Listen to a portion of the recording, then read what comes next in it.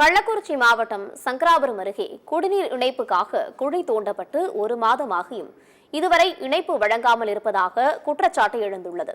சங்கராபுரம் பகுதி வடக்கநந்தல் பேரூராட்சி அம்மாப்பேட்டை 8வது வார்டு பகுதியில் 6000த்திற்கும் மேற்பட்ட பொதுமக்கள் வசித்து வருகின்றனர். இந்த மக்களுக்கு குடிநீர் இணைப்பு வழங்குவதற்காக ஒரு மாதத்திற்கு முன் பேரூராட்சி சார்பில் குழி தோண்டப்பட்டுள்ளது.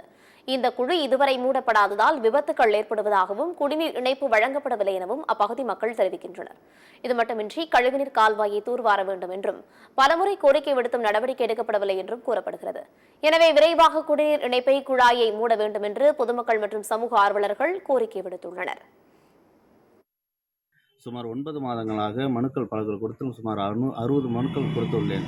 ஆனால் குழி தோண்டிவிட்டு பல வாரங்களாகியும் இதுவரை இந்த குழி மூடாமல் இருப்பதால் இங்கே மேற்கு திசையில் அம்மாப்பேட்டை கிராமம் கரும்பு சார்ந்த விவசாயிகள் அதிகமாக இருப்பதால் போக்குவரத்துக்கு மிகுந்த இடையூறு ஏற்பட்டும் விபத்துக்கள் நிறுவனம் எனமும் இருக்கிறதால சூழ்நிலை இருப்பதால் உடனடியாக அதை சரி செய்து குடிநீர் வழங்குமாறு தாழ்மையுடன் கேட்டுக்கொள்கிறேன்.